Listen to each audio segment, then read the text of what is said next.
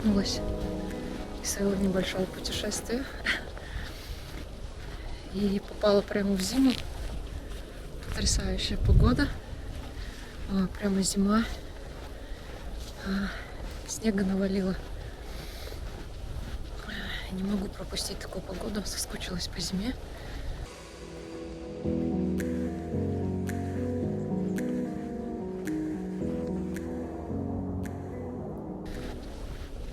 Кто-то любит лето, кто-то там весну, осень. Я все времена года люблю по-своему.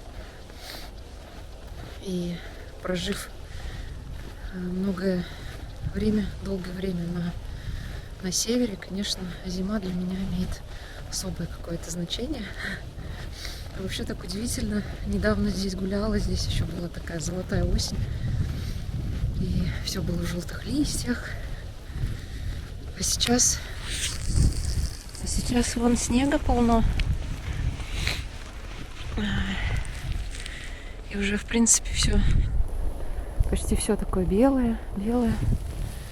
Потрясающе, конечно, как это все незаметно проходит. Незаметно время летит быстро, незаметно наступает зима.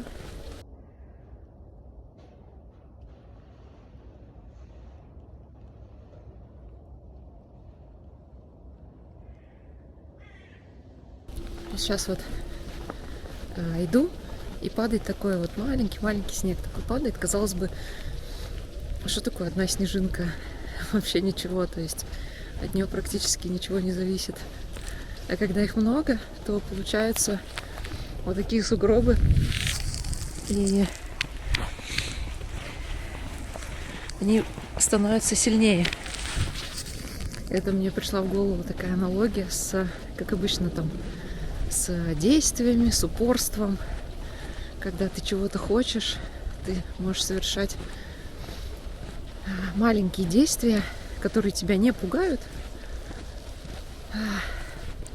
но которые ты можешь делать безболезненно там, для себя, да, сделать декомпозицию задач и делать.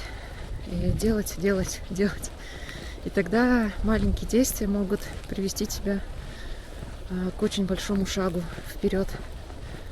Вот это, конечно, удивительно, это потрясающе, и это очень, очень круто, когда ты хочешь чего-то большого, и тебя пугает эта большая цель, и ты ее просто делишь на маленькие шаги, и все становится гораздо проще и понятнее. Это очень упрощает достигаторство, всякое достижение целей и так далее. И вообще, как говорят, я сейчас очень стараюсь придерживаться этой концепции, что все проще гораздо, что мы очень много усложняем, что мы строим какие-то там воздушные корабли, когда можно просто взять и сделать. Можно просто преодолеть этот путь пешком. Поэтому жить проще, быть проще. И это та линия, по которой сейчас я двигаюсь. Мне она очень нравится. Когда ты все больше и больше становишься самим собой, и тебе не нужно кому-то чего-то доказывать, показывать, что ты как-то, не знаю, круче, чем ты есть на самом деле, и так далее. То есть просто быть собой на самом деле не очень просто, потому что у нас очень много в голове всяких тараканов, всяких мыслей, всяких предрассудков и так далее. Но когда ты по кусочкам вот этот барьер преодолеваешь, все как будто вот груда камней какая-то сходит, и становится прям проще жить. Не нужно из себя строить того, кем ты не являешься. на самом деле, и пытаешься выглядеть там умнее, что я там все знаю, я сейчас вам расскажу. Я ничего не знаю, я просто живу свою жизнь и делюсь тем, как я это делаю. Вот и все. И мне нравится это делать. Мне нравится делиться. Мне нравится записывать какие-то свои мысли. И опять же, это как про желания, которые я говорила, да, в прошлом видео. Про желания, которые исполняются и так далее. И вот эти все видео, которые я снимаю, по большей части даже для себя, потому что я могу сравнить, кем я была год назад, как я, например, говорила, какие мысли у меня были, и кто я есть сейчас. Это тоже своего рода такая точка отсчета, точка сравнения. И это прям очень мне помогает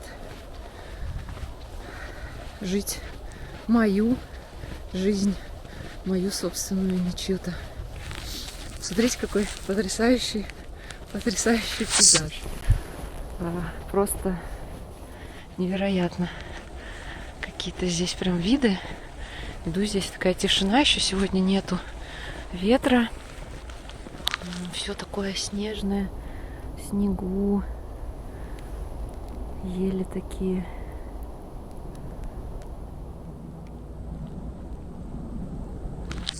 Ой, вообще. Честно говоря, я вообще не планировала записывать какое-то видео сейчас. Просто на всякий случай захватила камеру. Я всегда сейчас беру с собой камеру.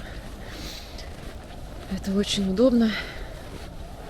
Мало ли что, захочу что-нибудь записать. Поэтому камера у меня всегда с собой. Ну и вот здесь такие виды, что я, конечно, не могу пропустить. И не могу не насладиться этим снегом, этой тишиной. О, класс.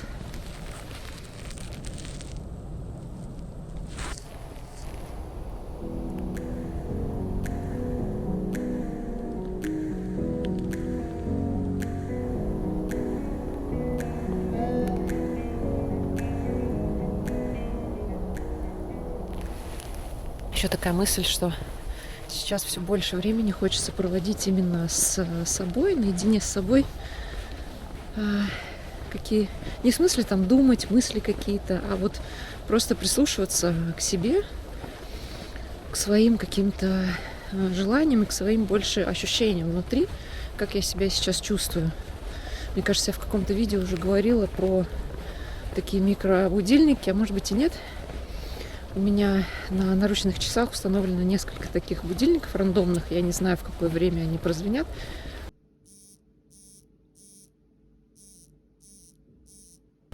Но это как такие напоминашки, чтобы отвлечься от того, чем я занимаюсь в данный момент, и просто прислушаться к себе. То есть, когда у меня звонит вот этот будильник на руке, то я отвлекаюсь на секунду и просто прислушиваюсь к ощущению внутри, успокаиваюсь. Может быть, я в какой-то гонке там нахожусь, и это меня как бы возвращает, каждый раз возвращает к себе. Чем чаще я это делаю, тем по будильнику, тем чаще я делаю это просто так, уже без будильника. И все чаще одергиваю себя, если нахожусь в какой-то гонке. А последние пару недель это было очень частое явление, и я очень часто находилась в каком-то прям цейтноте, что сейчас по полной релаксирую. Тем более все это погода и как бы обстоятельства, и вообще, в принципе, все, что меня окружает, этому очень сильно способствует. И я занимаюсь собой.